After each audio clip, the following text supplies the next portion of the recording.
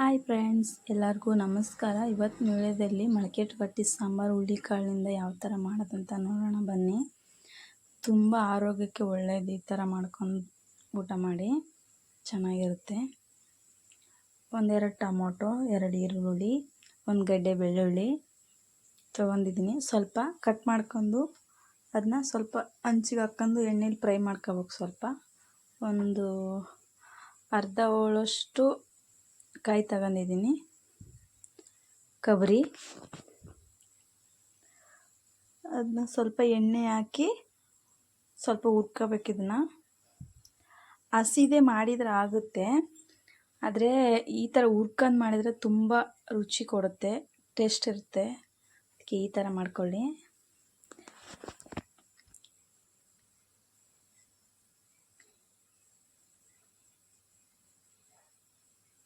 ತುಂಬ ಆರೋಗ್ಯಕ್ಕೆ ಒಳ್ಳೆಯದಿದು.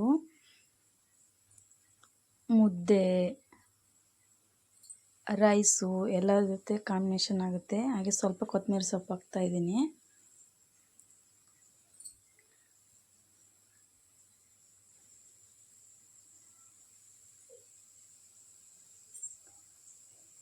ಒಂದು 4 ಚಕ್ಕೆ ಹಾಕ್ತಾಯಿದ್ದೀನಿ.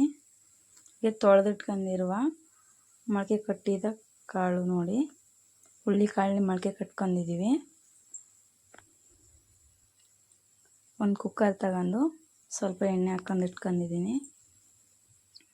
1-2 ಸ್ಪೂನ್ ಎಣ್ಣೆ.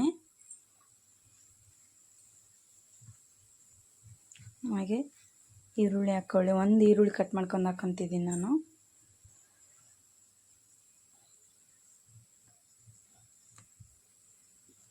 ಈರುಳ್ಳಿ ಸ್ವಲ್ಪ ಫ್ರೈ ಆದಮೇಲೆ ಮೊಳಕೆ ಕಾಳು ಹಾಕಿ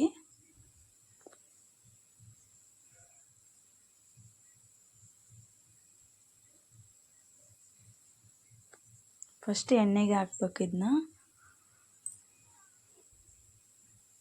ಹಾಕಿ ಮಿಕ್ಸ್ ಮಾಡ್ಕೊಂಬಿಡಿ.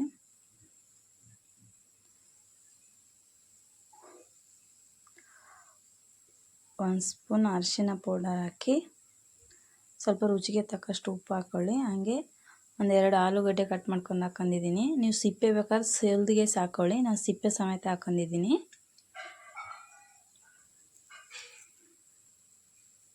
ಹಾಗೆ 1 ಸ್ಪೂನ್ ಖಾರ ಹಾಕ್ಕೊಳ್ಳಿ, ಸ್ವಲ್ಪ ಧನ್ಯ ಮಿಕ್ಸ್ ಮಾಡ್ಕೊಳ್ಳಿ. ಇವಾಗ ರುಬ್ಬಿದಂಥ ಮಸಾಲ ಹಾಕ್ತಾಯಿದ್ದೀನಿ ನೋಡಿ. ಮತ್ತು ಮಿಕ್ಸ್ ಮಾಡ್ಕೊಳ್ಳಿ. ತುಂಬ ಆರೋಗ್ಯಕ್ಕೆ ಒಳ್ಳೆಯದು. ಈ ಥರ ಡೈಲಿ ಮಾಡ್ಕೊಂಡು ಊಟ ಮಾಡಿ.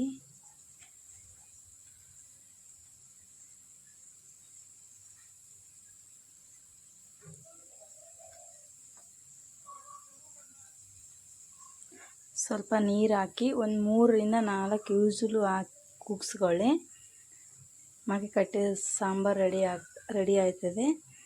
ಯಾರಿಗೆಲ್ಲ ಇಷ್ಟ ದಯವಿಟ್ಟು ಸಬ್ಸ್ಕ್ರೈಬ್ ಮಾಡಿ. ನೆಕ್ಸ್ಟ್ ವಿಡಿಯೋದಲ್ಲಿ ಸಿಗೋಣ ಅಂತ. ಈ ರೆಸಿಪಿನ ಒಂದು ಸಲ ಟ್ರೈ ಮಾಡಿ. ನೀವು ಎಷ್ಟು ಚೆನ್ನಾಗಿದೆ ಅಂದರೆ ನಿಮಗೂ ಇಷ್ಟ ಆಗುತ್ತೆ.